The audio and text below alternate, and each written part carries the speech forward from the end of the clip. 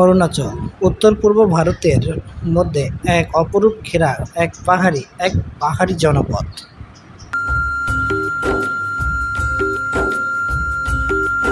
বৃক্ষ-শোণিত সুউচ্চ পাহাড়ি সারি এবং বরফ-গলা নদী এবং এর এক-একটি দিক এবং এক-একটি জিনিসকে যেন ভ্রমণ-পিপাসুদেরকে মন এবং প্রাণ ভরিয়ে দেয়। আর এর পাহাড় যেন এনে দেয় আলাদা একটি প্রশান্তি। ছোট বড় পাহাড় এবং ছোট বড় গ্রাম এবং এখানকার ঐতিহ্য যেন এখানে লাগিয়ে দেয়, মন মাতিয়ে দেয়।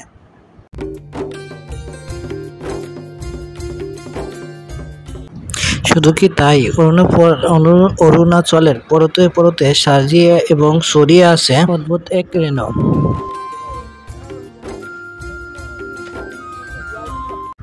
এই অপার সৌন্দর্যর কথা এবং এর মনোমুগ্ধকর জায়গাগুলো সম্পর্কে জানতে পেরেই আমাকে খুব টানছিল এখানে। কিন্তু এখানে চাইলেই আসতে পারা যেত না, কারণ এখানে আমাদের মতন বিদেশিদের জন্য লাগে যে পর্যটক পারমিশন ভিসা, এবং এই ভিসা পাওয়ার পরপরই আমি এখান থেকে অরুণাচলের দিকে রওনা দিই এবং তারপরেই এখানে রাখতে পারি আমার পা।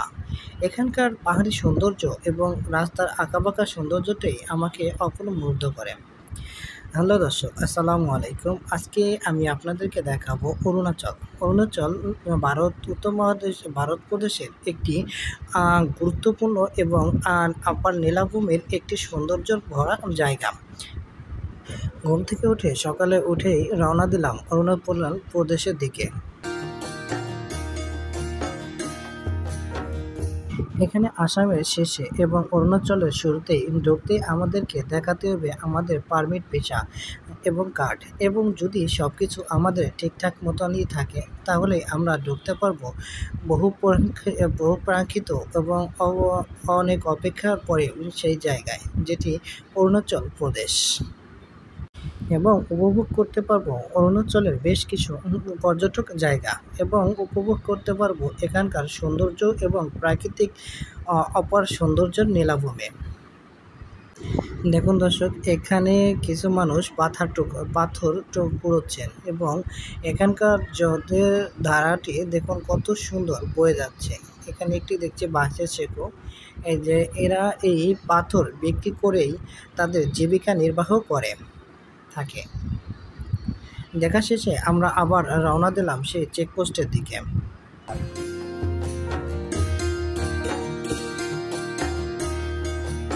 সামনে দেখতে পাচ্ছেন কত সুন্দর একটি গেট, এবং এই গেটটি দিয়ে ভেতর থেকেই আমরা ঢুকলাম। এবং আমি শুরুতে ঢুকতে যে নদীটি আপনাদেরকে দেখিয়েছিলাম, আমার পাশেই দেখুন রাস্তার পাশ দিয়ে বয়ে যাচ্ছে সেই নদী। কি সুন্দর একটি নদী শুধু দেখুন, এবং ওই যে সামনে দেখা যাচ্ছে জলপ্রপাত।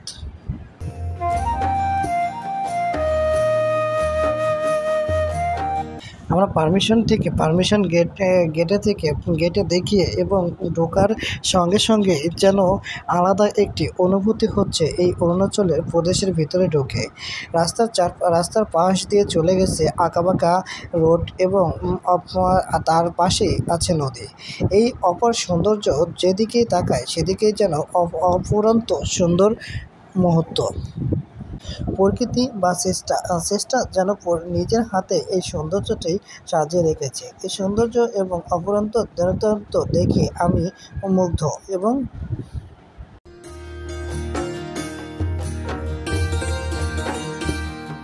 অরুণাচলে প্রবেশের পরে এটি আমাদের প্রথম গ্রাম, যে গ্রামটি আমরা পার হতে যাচ্ছি এবং ঢুকে পার হতে যাচ্ছি।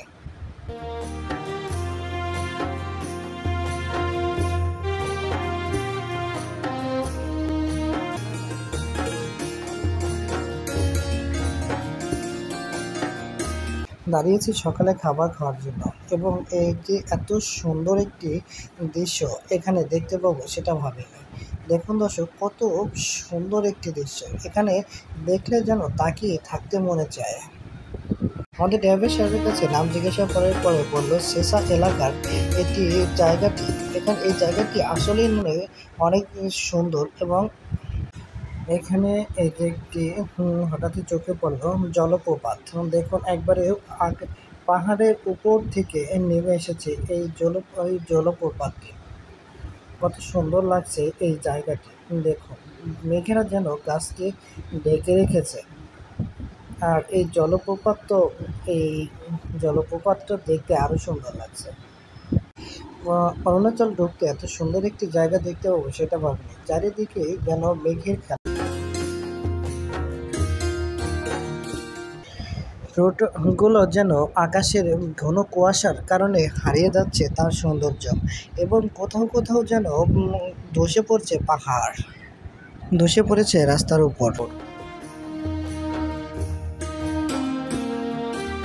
বন্ধুরা, অরুণাচলের পারমিট সম্পর্কে আমি আপনাদেরকে জানিয়েছি। এবার জানাতে চাই, অরুণাচলে যদি কখনো ঘুরতে যান বা সময় কাটাতে যান তাহলে প্রায় 5-7 দিন সময় নিয়ে আসবেন, না হয়তো দেখতে পাবেন না এত সৌন্দর্য। গুয়াহাটি থেকে গাড়ি ভাড়া পাওয়া যায় 5,000 থেকে 4,500 টাকা পর্যন্ত পাবেন ভাড়া এই গাড়ি। পরবর্তী দিনের জন্য আমাদের আবার ভাড়া করতে হবে গাড়ি। আমরা যদি গুয়াহাটি থেকে গাড়ি ভাড়া করতাম তাহলে প্রায় 3,500 টাকার মতো বেঁচে যেত।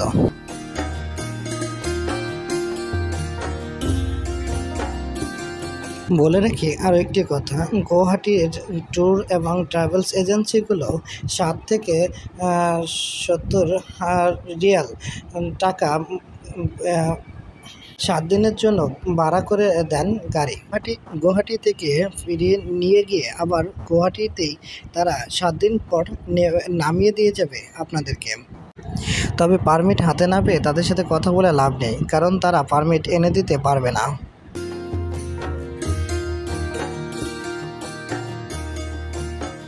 আর রুম এখানে 1200 থেকে 3,000 টাকা রিয়ালের মধ্যেই রুম পেয়ে যাবে ডাবল সিটের।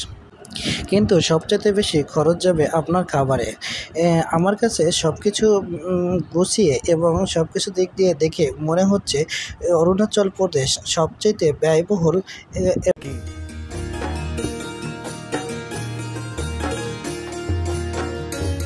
হোম ডিনার পথে চলতে চলতে বেশ কয়েকটি পাহাড়ি জনপদ পেরিয়ে এলাম। এখন আমরা আরও একটি গেটের ভিতর দিয়ে যেতে যাচ্ছি।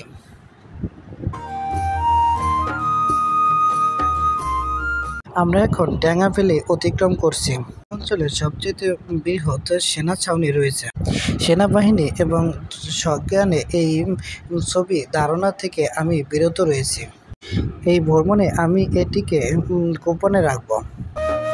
তাৎক্ষণিকভাবে সরাসরি আপনাদের সাথে খোঁজ রাখবে বিভিন্ন সংস্থা, খোঁজ রাখবে আপনার সাথে, আপনি যে হোটেলে থাকবেন হোটেলের সাথে, এবং খোঁজ রাখবে আপনার সেই ড্রাইভারের সাথে।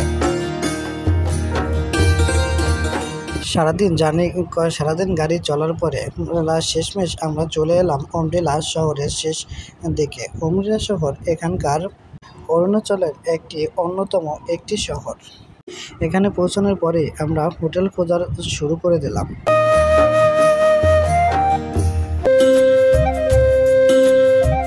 পরের পর্ব দেখবেন অমরেলা শহর, ঐতিহ্যবাহী নোসের ফেস্টিভ্যাল, চিলিফা মনেস্ট্রির পাশাপাশি অরুণাচলের পাহাড়ি জনজীবন।